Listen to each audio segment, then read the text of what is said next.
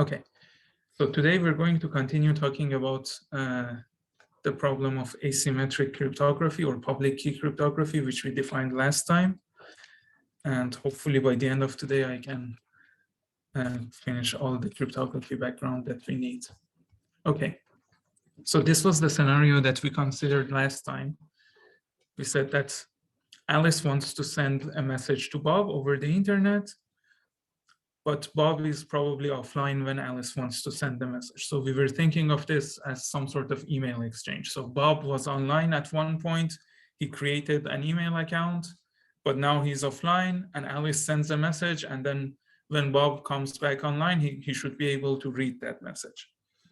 And of course, we want to make sure that only Bob can read the message. So we have the typical security requirements that we had in all of our previous examples. And we also formalized the requirements. We said that we want to have two different keys. One is called a secret key or a decryption key, and one is called a public key or an encryption key. And the idea was that this key, which is the encryption key or the public key, will be published so that everyone on the internet knows about it. But this one, the secret key, is something that will be known only to Bob. And the idea was that when someone wants to send a message to Bob, they should be able to encrypt it using this public key. But when the message is encrypted using this public key, only someone who has the secret key, which means only Bob, should be able to decrypt it. So we made this more formal. We said that we want to have an encryption procedure or an encryption function that gets a key K, and also a decryption that gets a key. And the difference here is that the keys are not going to be the same. So we want to have a key pair consisting of a public key for encryption and a private key for decryption. And then the property that we want is that if someone encrypts some message with the public encryption key, and then I decrypt the encrypted message using my private decryption key, then I should get the original message, right? And of course, the security property that we want to have is that if there is some adversary who can see the network and knows about the public key, which is used for encryption, and knows the encryption algorithm and the decryption algorithm, and also knows the encrypted message, they should not be able to find the decrypted message, or actually they shouldn't be able to find any information about the decrypted message. So this is the setting. These are our ideals. This is what we want to achieve. But how can we achieve it? And this is the main subject today. Okay, so let's just focus at a very specific part of our requirement. We are saying that an adversary who knows the encrypted message should not be able to compute the actual message that was sent, right? So how can we do this? Well, we can kind of reduce it to a problem that we have already seen to be hard. So what problem have we seen before? We have seen the discrete logarithm problem, right? So the discrete logarithm problem was that if I give you, let's say, a prime number or any large number p, and I give you some number g, and I also give you g to the power of a modulo p, it's hard to compute a itself. And again, when I say it's hard, I mean that if you choose these numbers to be large enough, there is no really efficient algorithm that would do it in our lifetimes. Okay, so we already know that the discrete logarithm problem is hard in this sense. And let's see if we can use the discrete logarithm problem to actually create a crypto system like this. So if you look at the discrete logarithm problem, the thing that is hard to compute is the a, the exponent here, right? And in our use case, we want it to be hard to compute the final message m. So the first idea that comes to our mind, if we know about the discrete logarithm problem, is let's do this encryption and decryption. Let's define them in a way that this m goes into the exponent, and then it becomes hard to compute. Okay? So this is our first idea. So let's say, what do I want to do? I want to be able to encrypt using some public key E, the message M, and I want to be able to decrypt using some private key D, but when I do the decryption, I don't have M itself, I have the encrypted version of M, right?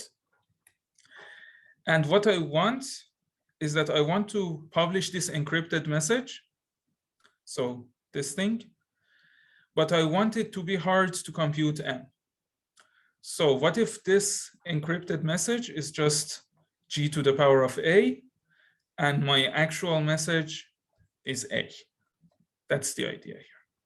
So again, what I say here is that I say just choose a large prime number P,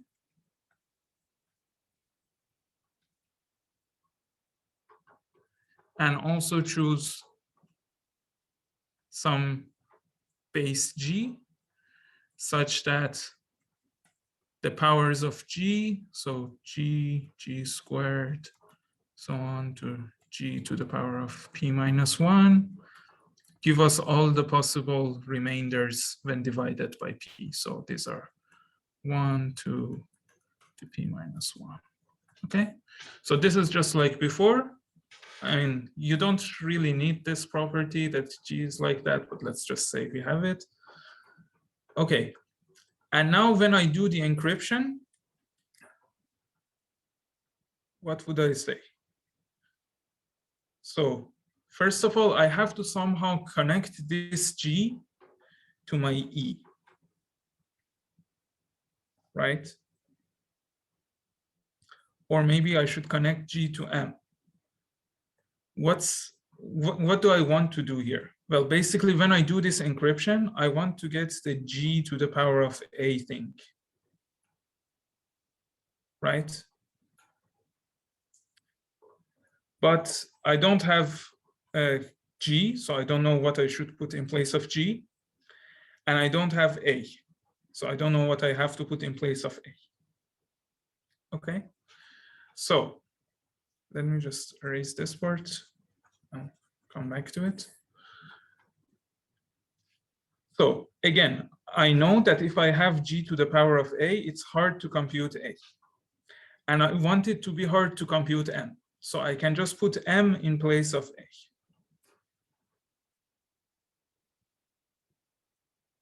Right? Okay. Now, what else do I want? I also want to know what I should put as G. Maybe I can just set E and G to be the same. Maybe I can just say this is E to the power of M. Okay, so let's say I just define my encryption like this. I say that whenever I want to do encryption, I just take my key, my public key E, and I raise it to the power of M. And of course, I do all of my calculations modulo P. So again, I will not repeat this. I just say choose a large prime P and do all calculations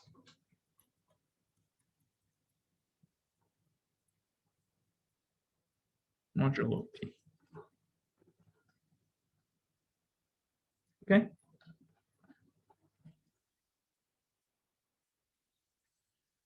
So if I have E to the power of M here, how can I do the decryption?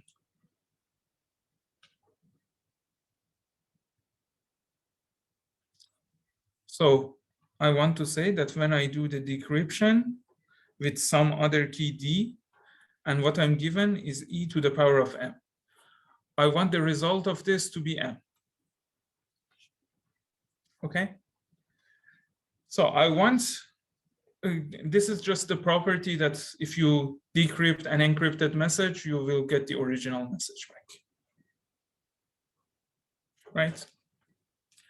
So I want to be able to do this decryption, but the problem now is that this decryption is basically computing the discrete logarithm, right? So what kind of key can I have that lets me do discrete logarithm faster? Well, actually, I don't know. There's no straightforward way of choosing. So starting with discrete logarithm and setting this to e to the power of m seems to be not such a great idea. Okay, so let's go back and let's try something else. Let's say that instead of encrypting by setting it like this, by saying I take e to the power of m, let's say I do the opposite. Let's say I take m to the power of e. So let's say whenever I want to encrypt some message m, I just take my public key e, and I say, okay, the result of encryption is m to the power of e. And again, of course, all of this is modulo p. All the calculations are modulo p. Okay. So now, suppose that I want to decrypt. So let's say I want to decrypt using some key d, which I have to choose later on, this thing, m to the power of e. And I want to get m. Okay. This is also not such an easy problem, but actually there is a way of choosing d so that we can do this efficiently. And that has to do with Fermat's little theorem. Okay, so I have to do some small mathematics here. So what is Fermat's little theorem? It says that if p is a prime number, then for every integer a, if I take a to the power of p minus 1, the remainder of dividing this whole thing by p is 1. Okay, this is Fermat's little theorem. And I'm not going to prove it. You can see the proof in any number theory course or text, and also in any algebra course if you have groups. So this is just what we want to use. If I have a prime number, p, and I have any other number a, and if I take a to the power of p minus 1, then the remainder when I divide by p would be 1. Yes, okay. And yeah, I just forgot one case. I take any number a, thank you for saying this in the chat, such that a is not a multiple of p, because if a is a multiple of p, then this would be 0, of course. Okay. Yeah. So let's now use this and see what we can get here. So suppose that I have m to the power of e, and I want to find m itself, right? And all of my calculations are again modulo p. So let me go here. Here I know that for any a to the power of p minus 1 is equal to 1 when you take the calculation modulo p. So that also holds for our message m, right? So m to the p minus 1 is always 1. Okay. What else do I know? I also know that, well, if I just multiply both sides by m, then m to the power of p should be the same as m.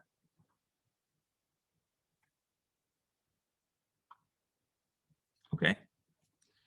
So what I want to do here is that I actually want to have the same kind of encryption as the same kind of decryption function as my encryption.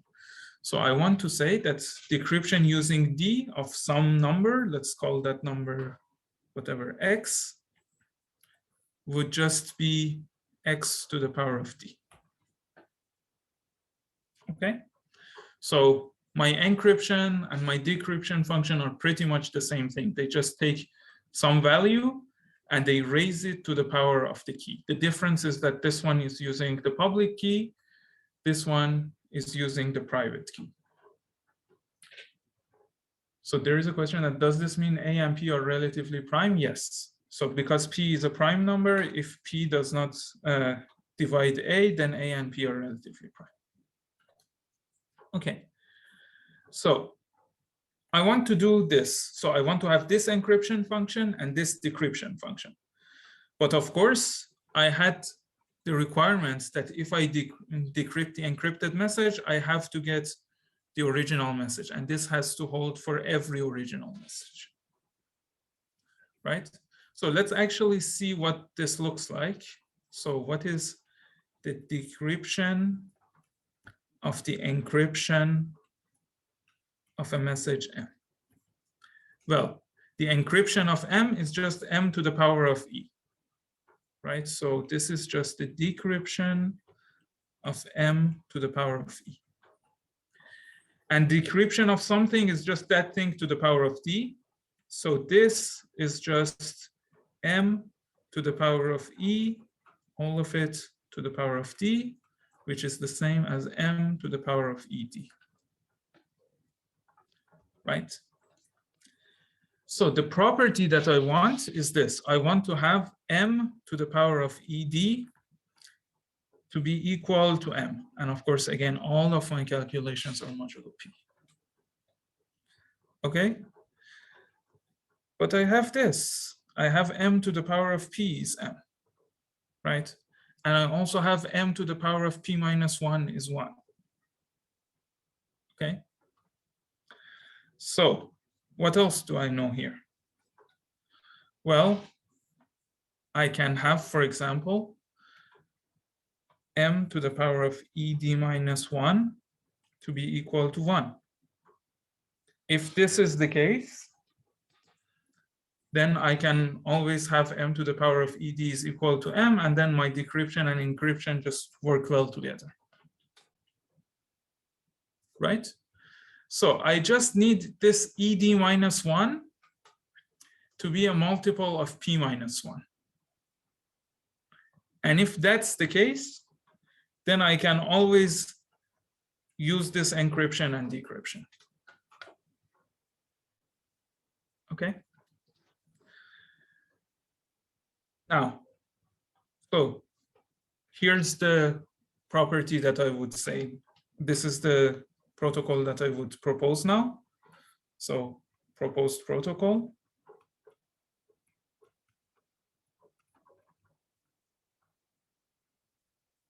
This is the proposed protocol. I just say choose a large P and two numbers.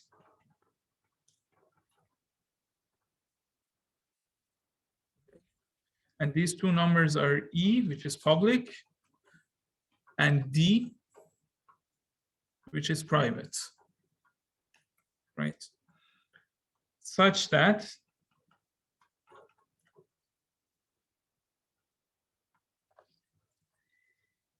E times D minus 1 is a multiple of P minus 1. Okay? If this is the case, then I can just define my encryption to be like this. So I encrypt using key E of M. I just take M to the power of E. And then I decrypt using key D, some other thing, let's say X. And this would be X to the power of D. And everything goes through. So encryption using E of M, okay, so if I first encrypt M using my key E and then I decrypt that using my other key D, then I just get M to the power of ED, right? So this is equal to M times M to the power of ED minus 1. But I know that ED minus 1 is a multiple of P minus 1. So this whole thing is just 1. And so I got M back. Okay. So this is the protocol that we can have. But what's wrong with this? Is this secure?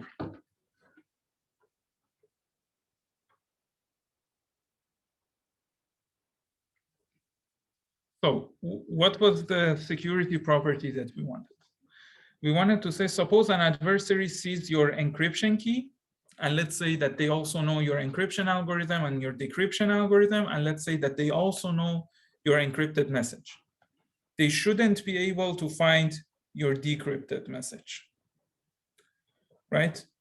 But here, so let's just go through it. So what does the adversary know? The adversary knows what?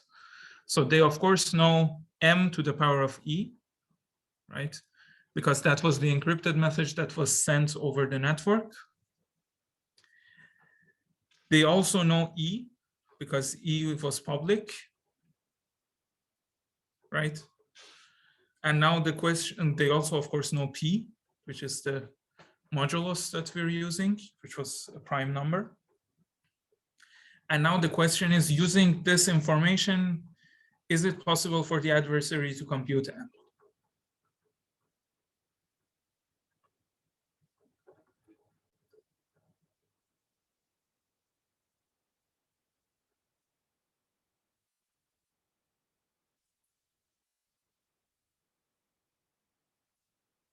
Someone said yes.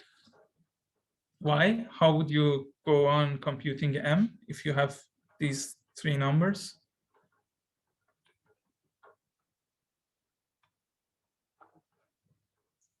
Yes. So the idea is that you can just find any other value for d. So you can just find a d that satisfies this thing here, such that p minus 1 is a divisor of e times d minus 1. And that's actually quite easy to compute. You can use Euclidean algorithm, for example. And if you compute that, then you can use it as your decryption key. So you don't have to use the exact same key. Any other D that satisfies this would also decrypt for you. So our problem here is that this is not safe.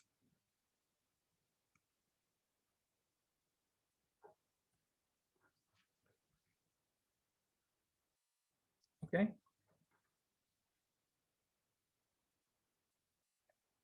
Now,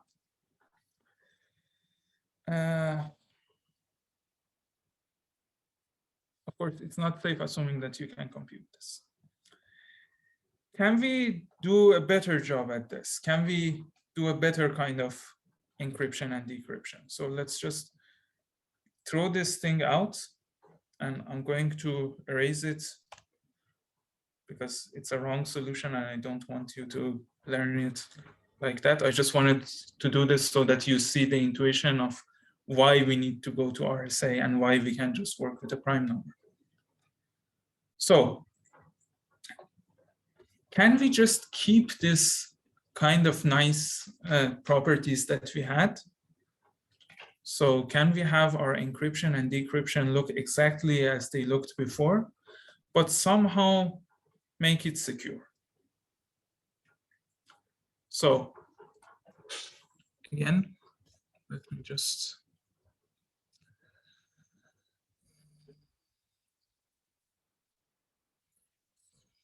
this is our encryption.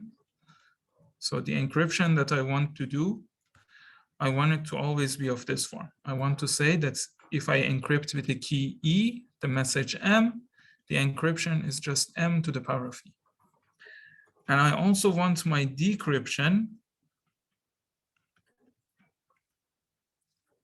to be exactly as I defined before. I want my decryption with D of some, let's say, I call it C now because it's a ciphertext, to be just C to the power of D.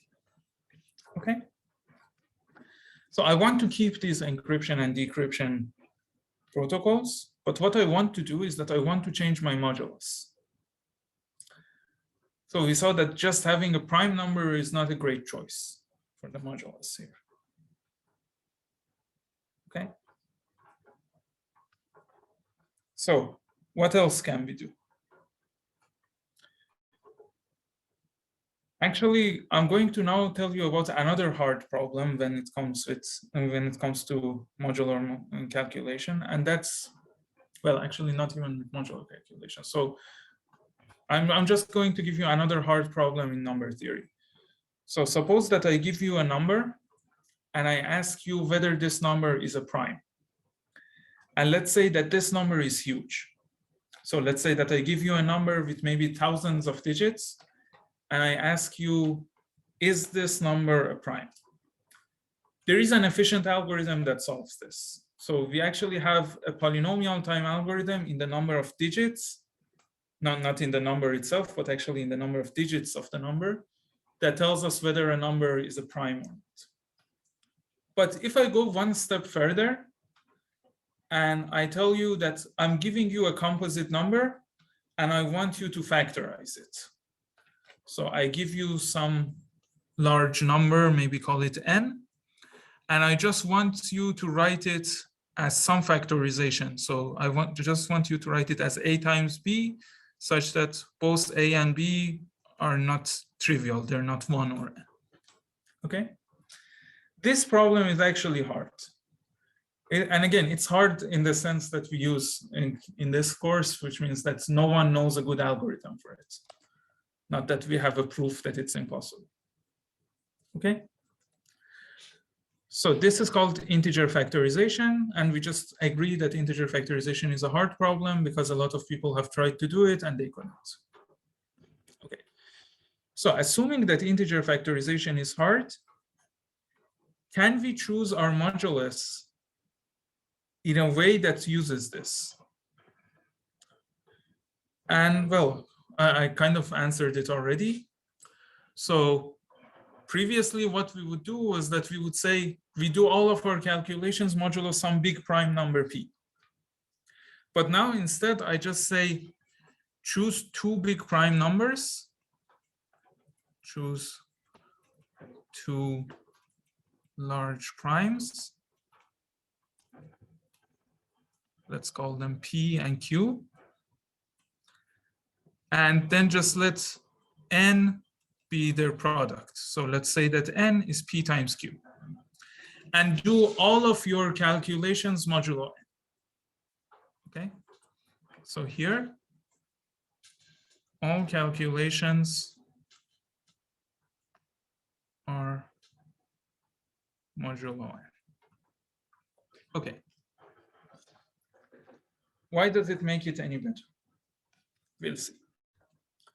So first of all, again, I have to talk about how I have to choose my encryption key or public key E and decryption key or private key D, right?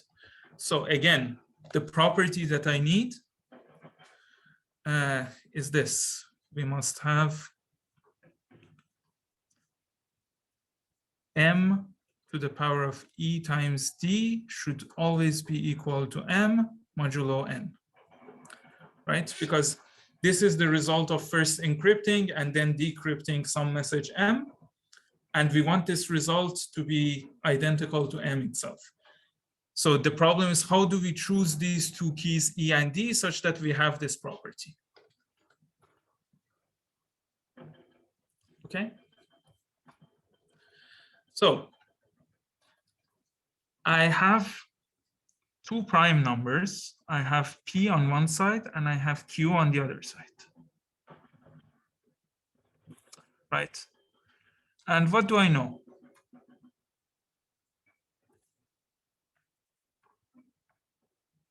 So here I know that m to the power of P is the same as m if I look at it modulo P.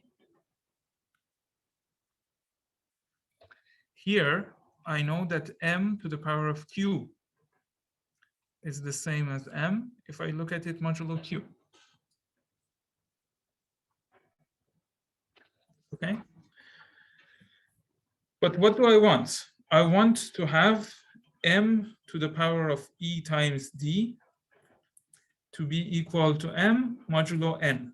And remember that n was just P times Q. So this is where we use what's known as the Chinese remainder theorem.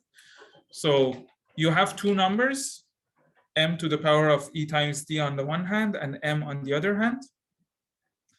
And you want them to be equal modulo n. but n is p times q. So they should be equal modulo p, and they should be equal modulo q,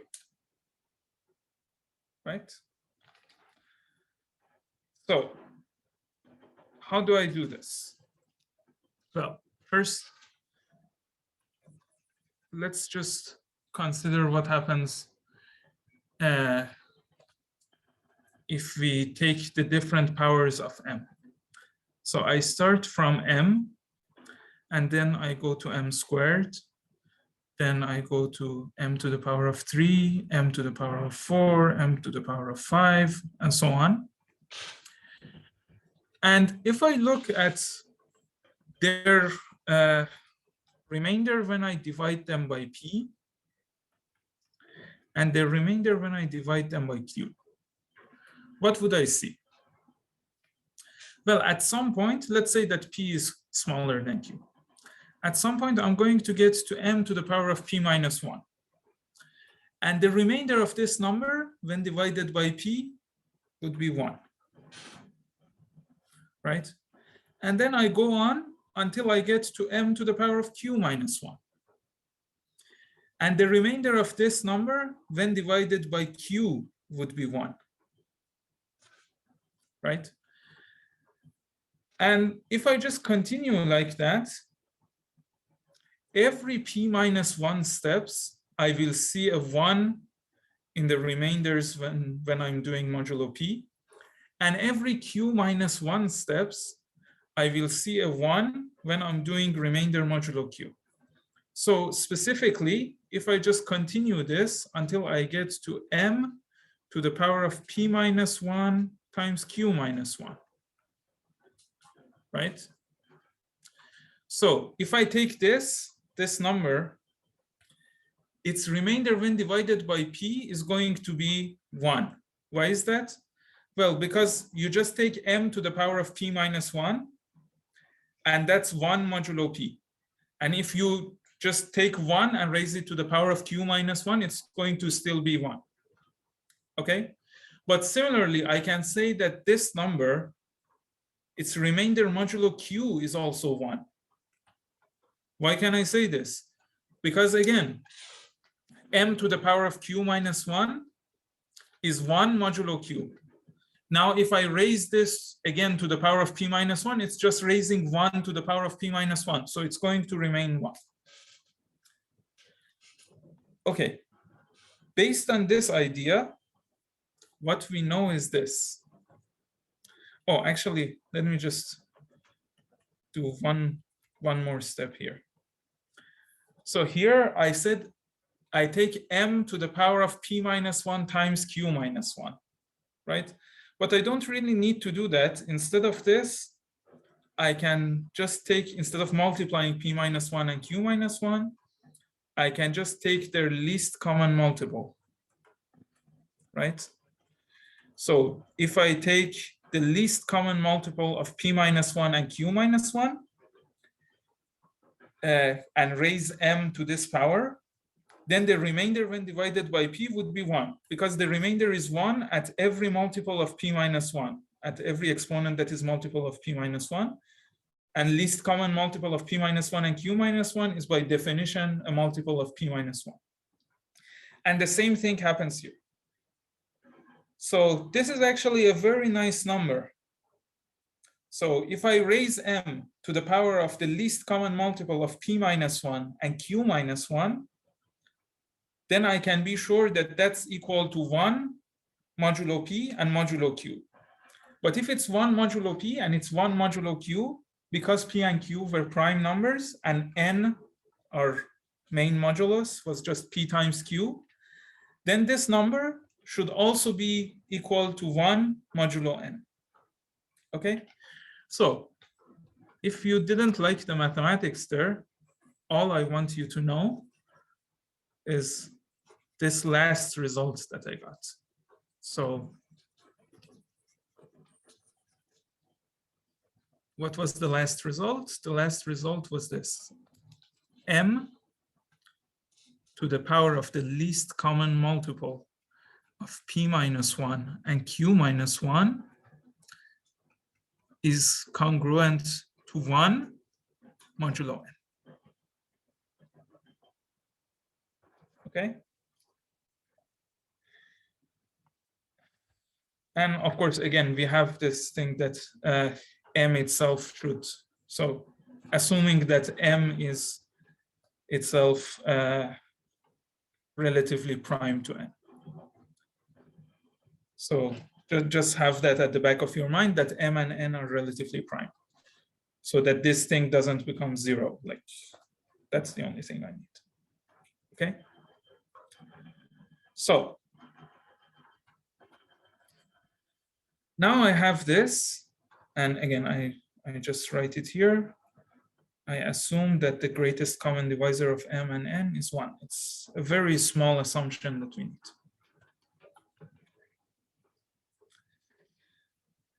So how does this help us? Any ideas?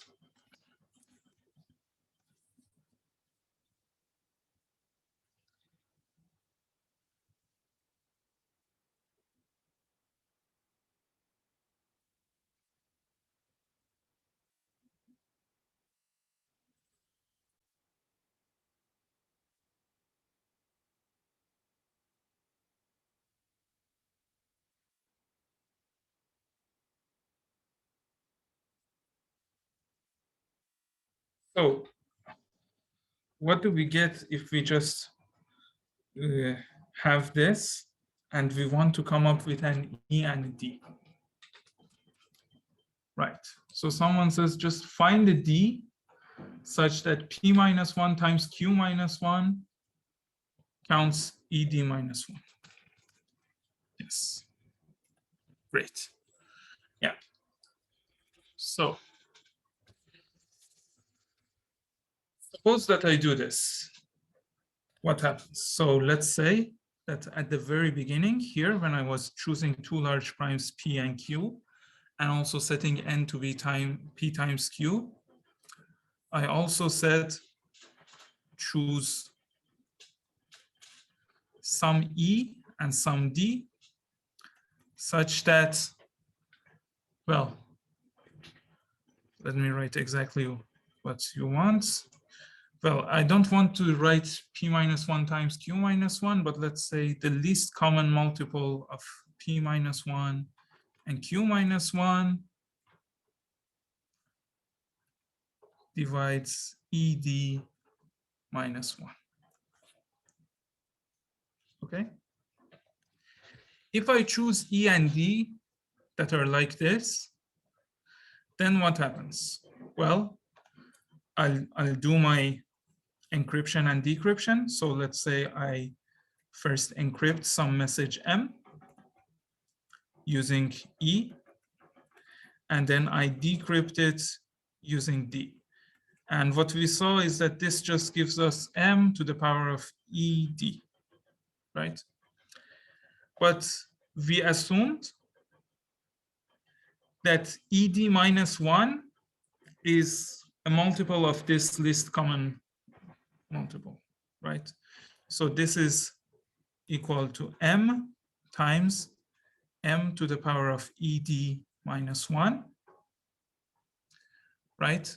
Which is just M times M to the power of something. So I don't know, let me call it K, times the least common multiple of P minus 1 and Q minus 1, right? But we know that M to the power of this least common multiple is congruent to 1 because all of our calculations are modulo n. So this part is just 1 to the power of K, which is just 1. So I can just say this whole thing is 1. And so after I decrypted my encrypted message, all I got was my original message. Okay, nice. Okay, now what? So there are two things that we have to do. First, we have to find a way of actually calculating E and D such that they satisfy this. That's actually the easy part.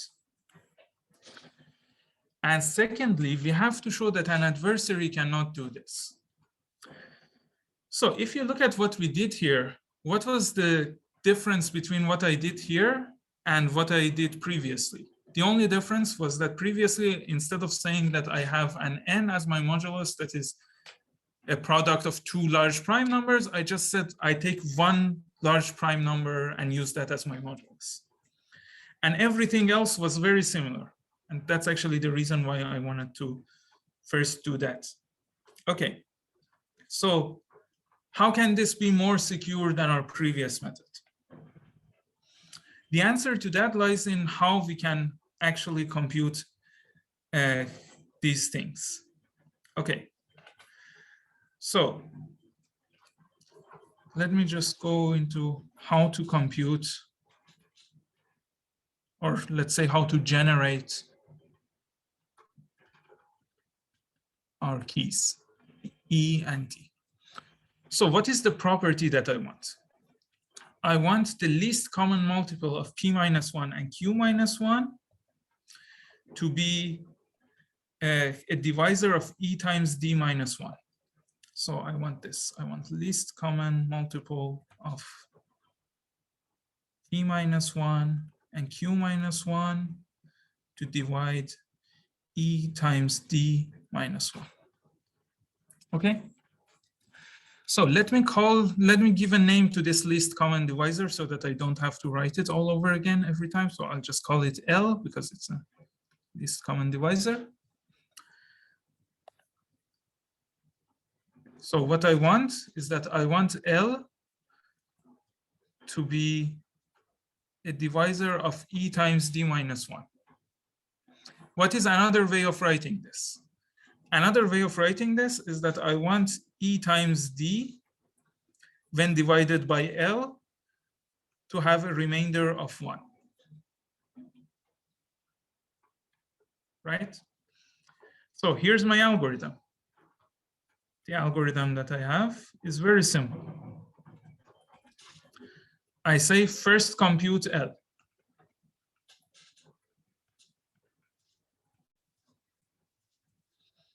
And I can compute L because I know P and I know Q. So I can just take P minus 1 and Q minus 1.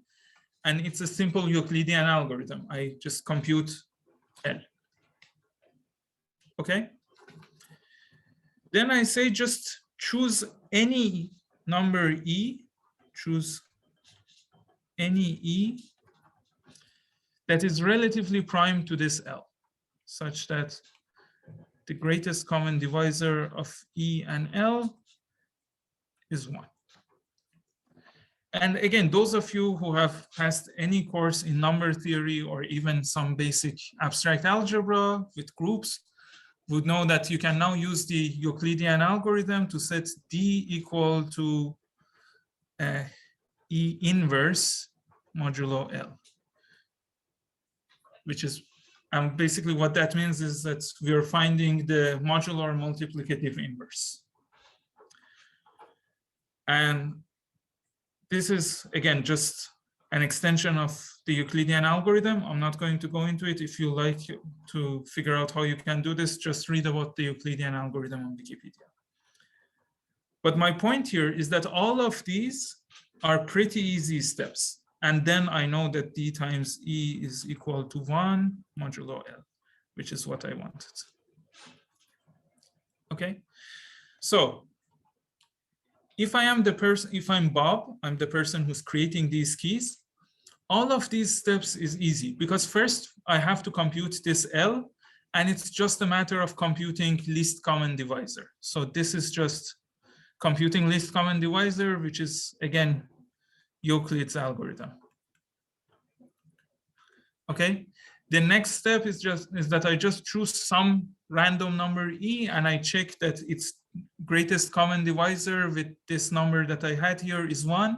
If it wasn't, I just choose another random number. And again, this is Euclid's algorithm. Then I choose E to be the modular multiplicative inverse of D. And this is again Euclid's algorithm. So all I have to do is that I have to run Euclid's algorithm for computing GCD 3 times. And that's super fast. Okay.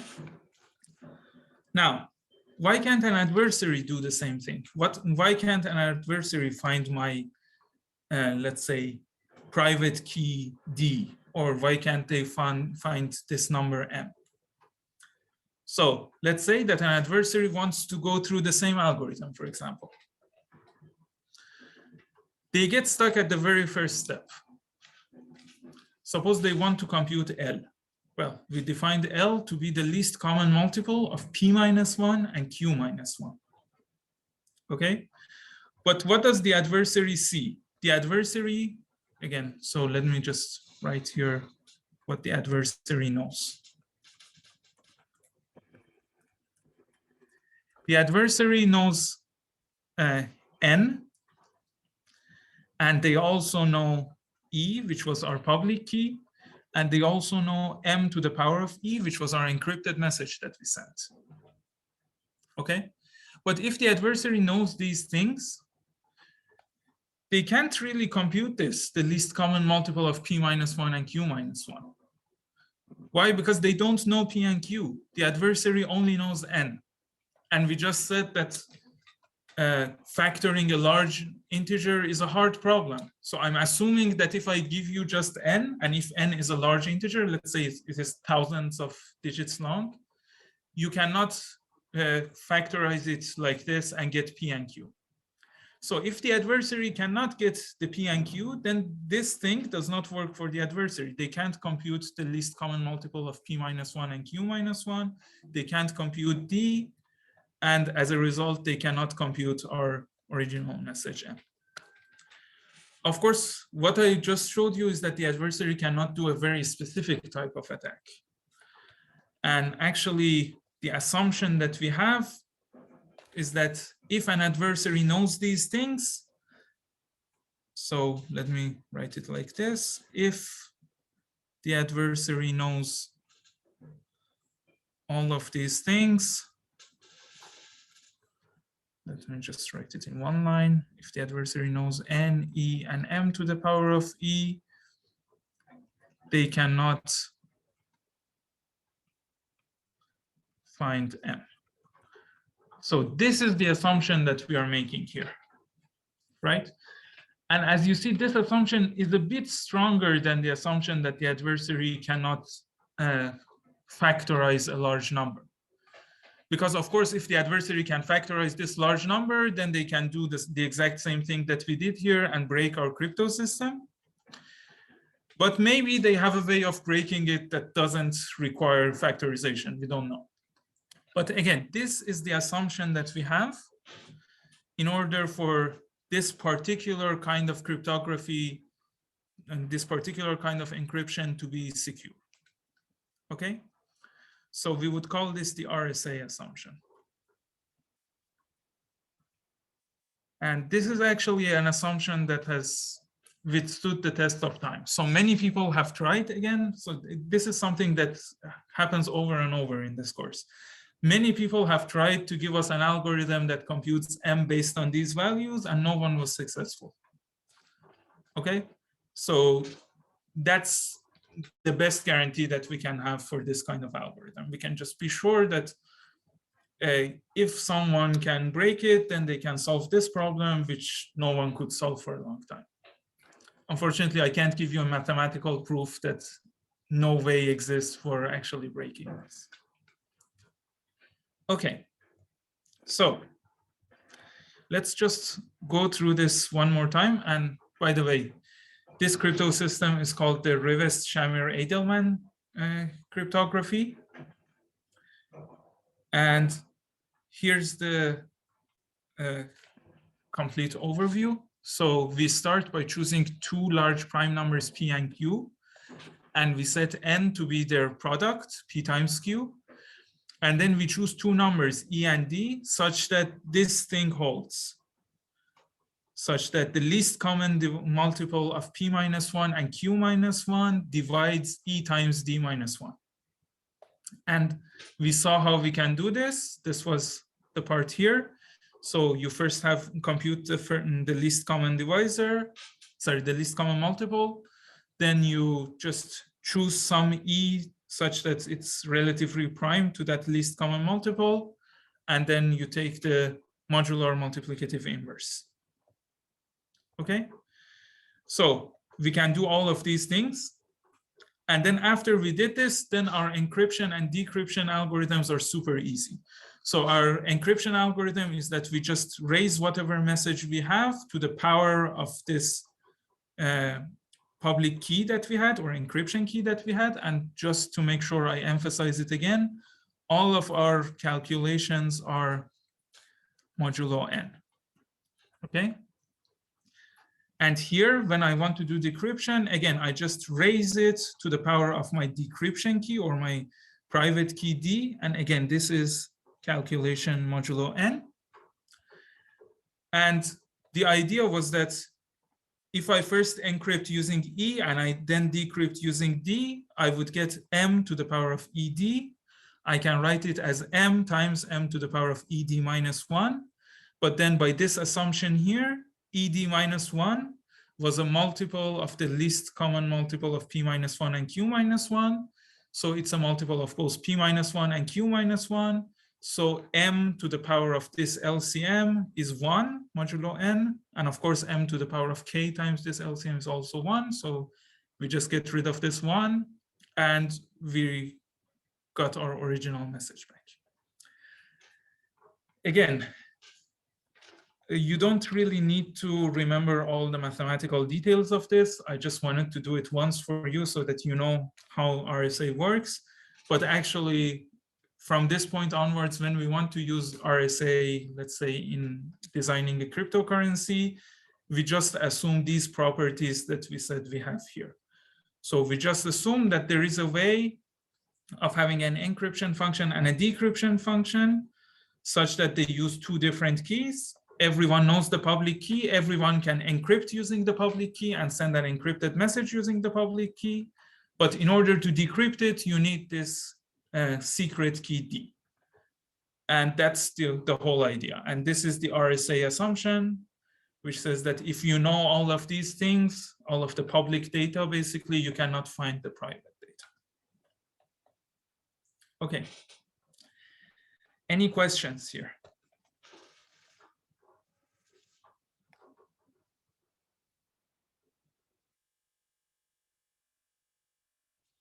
Okay, so there is a question that asks, how did we get m to the power of p modulo p is equal to m? Well, this was because of Fermat's little theorem. Oh, it's in the slide that I actually deleted. So let me actually find it on Wikipedia and just show it to you. Okay, let me change my sharing. So here's Fermat's little theorem on Wikipedia. So if P is a prime number, then for any number A that is not 0 modulo P, A to the power of P is congruent to A modulo P. Or in other words, if A is not divisible by P, then A to the power of P minus 1 is congruent to 1 modulo P. This is a very well-known mathematical theorem. Okay. So let me go back to that one. Okay.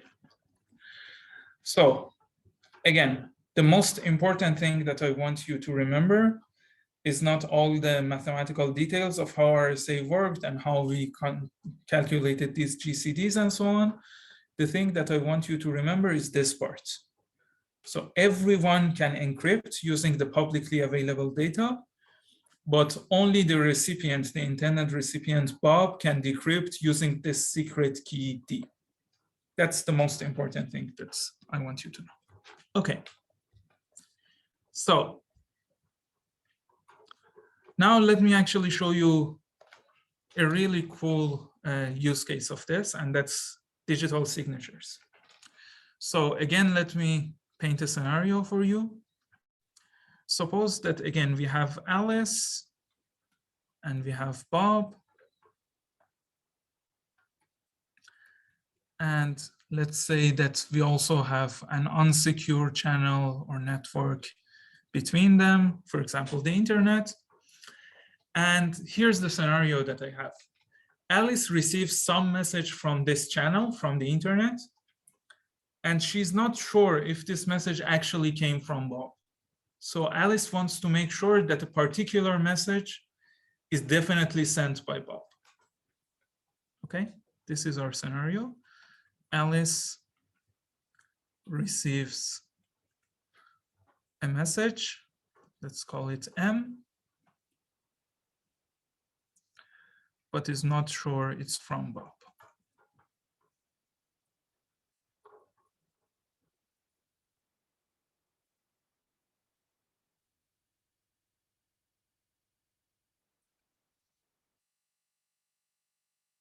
Okay.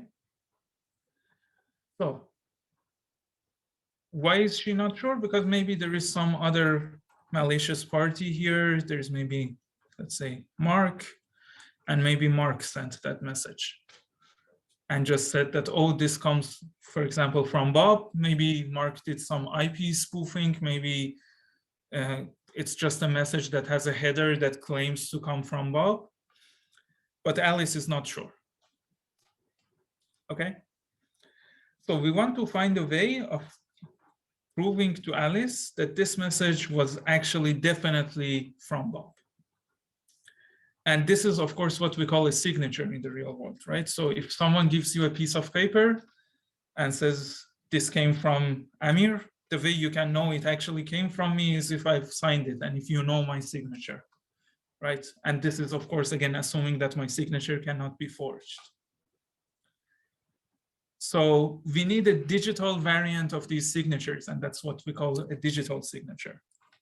So what we want is that we want to also receive some signature on this M such that Alice can be sure that it actually came from Bob. Okay? So the solution is just digital signatures. But what kind of properties do we want these digital signatures to have? Well, whenever we're talking about signatures, we are basically talking about two different things that we have to do. There is the actual signing that takes place, that Bob signs something, for example, on a piece of paper. And then there is a verification that Alice looks at the signature and tries to figure out whether this was actually Bob's signature or not. So in the digital world, we want to have something very similar.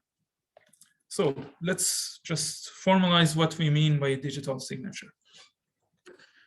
So let's say for a message M, or actually before doing that, let's say we want to have two different functions.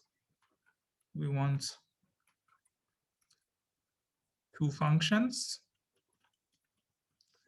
And the two functions that I want are the following. I want to have a sign function that takes some number M and gives me basically a signature on this data M. So again, to be very precise here, sign gets some data and gives me some other data. Okay?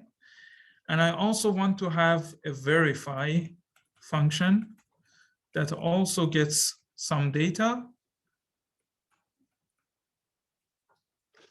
and maybe tells me if this is a valid signature or not. So let's say that it gets the data and it also gets the signature and just tells me if this was a valid signature or not.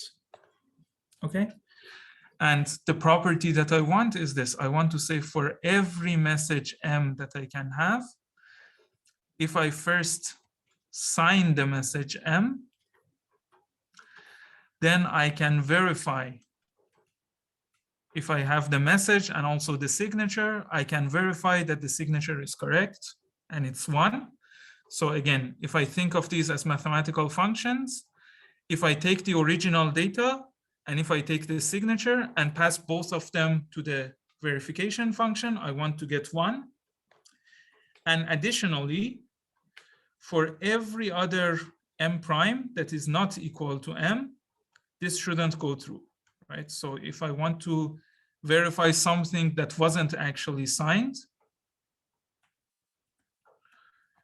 that should give me a 0.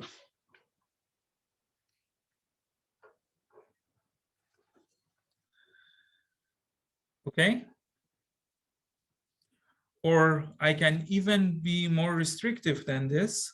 And I can say this, I can say that for every M and S, I want to have verify of M and S gives me 1 if and only if S was actually a signature on M. Okay? But we usually don't think about this sign and verify as mathematical functions. It's easier to think about them as some computational functions instead. Okay? And I'm not going to go into all the details of that because actually it would be impossible with mathematical functions to have this. And I'm just not going to go into the mathematical details of it. So let me just write this in a different language then. So we want to have 2 functions. I want Bob to have a sign function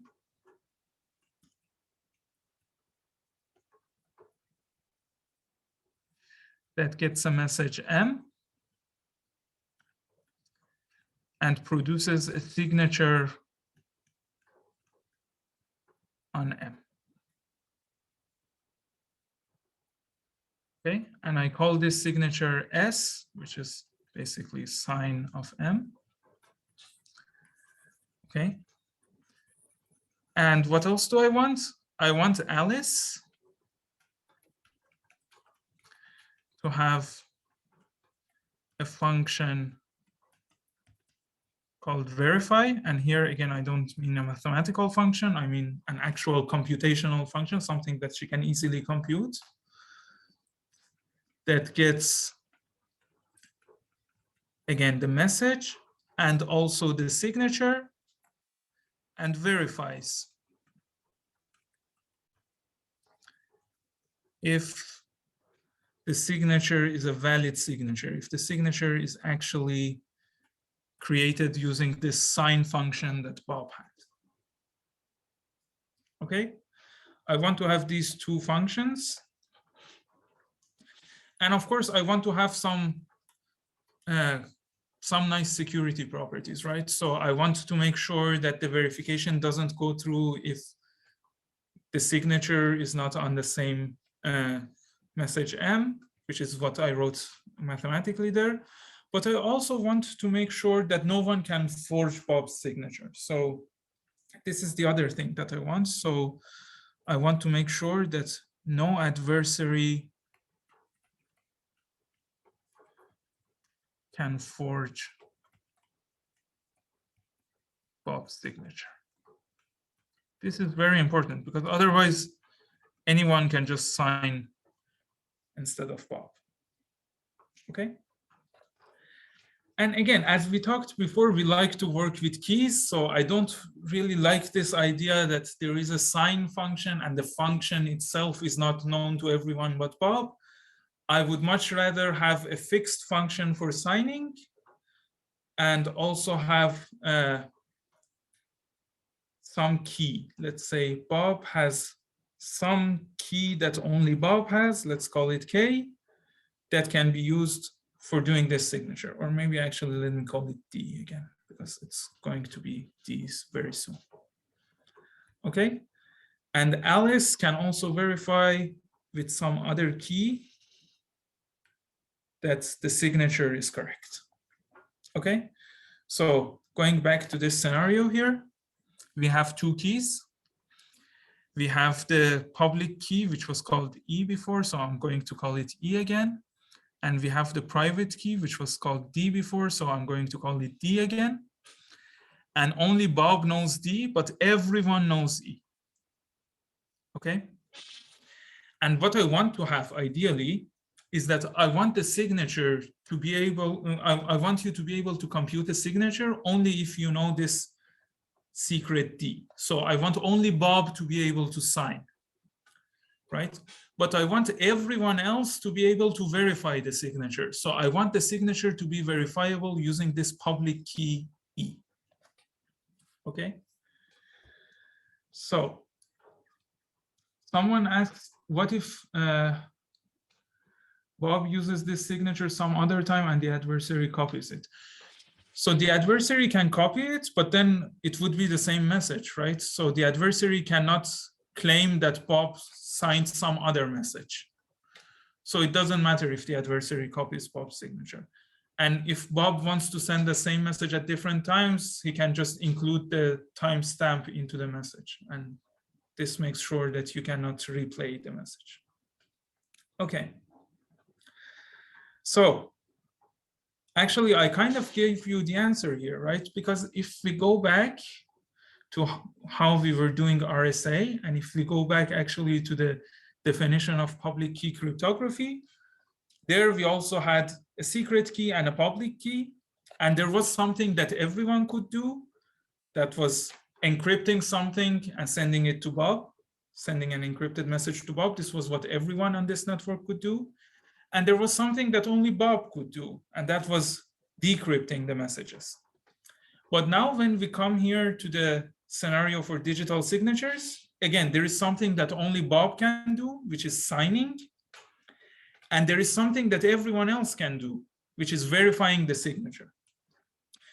So what I can do here is that very simply, I can just say that I sign with my decryption function and I verify with my encryption function. So I can just say signing with some D of some message M is the same as just decrypting M with the same D. Why? Because I want only Bob to be able to sign. And previously I knew that only Bob can decrypt. Sorry, I used to write it like this, I think. Okay. So if I just say that signing is the same as decryption, I'm pretty sure that only Bob can do this. And the next idea is that verifying a signature using that public E of, let's say, M and, okay, so let me just, again, call it, because it's a signature, let me just call it S. I want this verification to be the same as the encryption that we had before. So, and the idea here was that everyone could encrypt before, so now everyone can verify. Okay. So let me actually, here, I don't know what's wrong here. Erase this thing. So in particular, if I want to use RSA signatures, oh, sorry.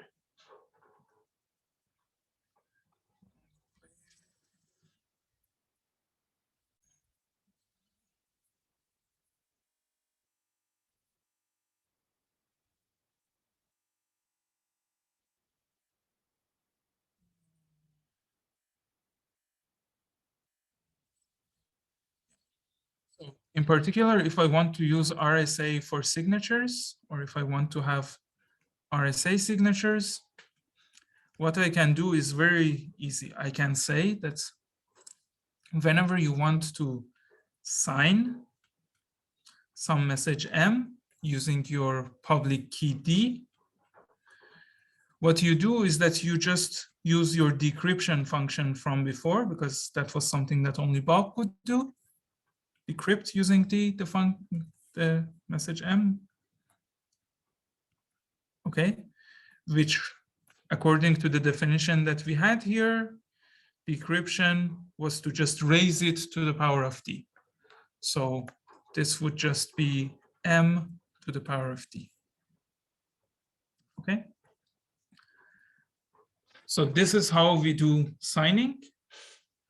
So suppose that I want to prove that this message M is really from Bob. What Bob would do is that he would first send M over to Alice and say, okay, this is my message M. And by the way, here's a proof that this message came from me, and the proof is M to the power of D. Okay? So Bob sends these two things to Alice. Now Alice wants to verify that this actually came from Bob. And the way we do verification, so let me just be specific here. This is what Bob does. This is what Alice does. Okay. So Alice just does verification using the public key E, which is known to everyone. And what she has got is M to the power of D. And we said that in order to do verification, we do the same thing as encryption, because that was what everyone could do in the previous scenario. Okay, so encryption of M to the power of D. And again, here, the encryption was also just raising it to the power of E. So we just raise this thing to the power of E, and we get M to the power of D times E, which was equal to M, because all of our calculations are modulo N as before, right? So, and then just verifies that after raising this second thing, this proof to the power of E, we actually get the original message. Okay, so after Alice does this, if she gets the original message, she can be sure that the message came from Bob. Why? Because only Bob could compute M to the power of D, because only Bob knew D, right? And for someone else to have D, that means that they should maybe solve the discrete logarithm problem, which we assume is hard. Okay. So since only Bob knew D, only Bob could give me M to the power of D. And since I raised this thing to the power of E and it was equal to M, I am convinced that, okay, this was probably M to the power of D. Okay. So I am convinced that this message actually came from Bob, and it's hard for someone else to give me a message and a signature such that when I raise the signature to the power of E, I actually get my original message. So this is how we can create an RSA signature. Now, I just want to add one more point. In practice, we usually don't sign the message itself. We usually just sign the hash of our message. So it's very likely that if I want to send a message from Bob to Alice, maybe this message is long. So maybe I cannot just take my message as a number and raise it to the power of D. Maybe this is a very large number. So I would first just take the hash of my message, and I would then raise that to the power of D and send it to Alice. And then Alice also first takes the hash of the message that she has received and then raises that to the power of E and checks whether it was the same as the signature that she received. Okay. So the good thing here is, again, that you don't need to really remember what the mathematical details were. You just need to remember that we have a way of signing and a way of verifying the signatures, such that only this person, only Bob, can sign, and anyone else can verify that Bob has signed this. So we can use these signatures to commit to anything. If we are talking about a cryptocurrency, for example, suppose that we are talking about Bitcoin. Let's say that Bob wants to say, hey, I want to send 10 Bitcoins to Alice. What does Bob usually want to do if he wants to send 10 Bitcoins to Alice? He wants the whole network to be convinced that he is actually the one who is authorizing this transaction. So the way that he can convince everyone that, yes, I as Bob really want to authorize 10 units of my Bitcoins to go to Alice is that he can provide a digital signature like this. And then everyone on the network can verify that, okay, this is actually really Bob's signature. And it's also valid for this message M. And suppose that the message M is what says that I'm sending 10 units to Alice. And then everyone would be convinced that we should now credit 10 units to Alice. Okay. So there's a really nice question here. The question is there only a pair of D and E such that Alice won't be able to get a different E of Bob's, maybe a fraud? Okay, I'm not sure if I understood this question correctly, but so basically the way I would interpret this is this D unique? So if you have someone else who has another value of D, can they maybe give something, maybe some D prime, and then they give M to the power of D prime and it verifies? And the answer is that it's quite hard. So suppose, let me just do it in another paper here. Suppose that someone has some D prime, and then when I compute M to the power of E times D prime, this actually becomes congruent to 1 modulo N. Okay, what does this mean? This means that ED prime was congruent to 1 modulo that least common multiple that we had, least common multiple of P minus 1 and Q minus 1. But computing such a D prime is really hard if you don't know P minus 1 and Q minus 1. If you don't know P and Q, it's hard to do this. So it's not unique. Maybe you can find more than one. It's unique modulo this number. Because again, so here, what you're saying is that D prime is the modular multiplicative inverse of E when you do your calculations modulo this LCM. So if E is relatively prime with this LCM, so if GCD of E and this thing is 1, then the inverse is unique, but it's unique modulo this number. So if I have D that works, then I can also have D plus L. I can also have D plus 2L, and so on. And all of these will work. Okay, so my answer is that this is not unique, but finding any other D that works, finding any D prime that works is just as hard as finding D. So if someone can give you some number here that actually matches and verifies, then you can still be sure that with a very good probability, they are probably Bob, unless they have found a way of breaking RSA, which is quite unlikely, actually. Okay. So someone else asks, should M to the power of ED prime be equal to M? Yes.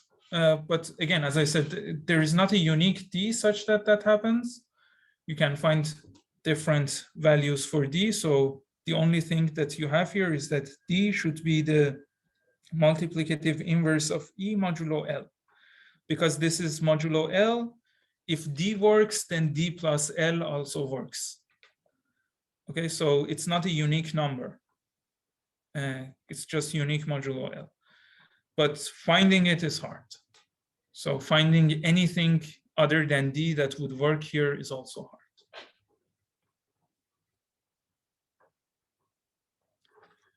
Okay, any other questions?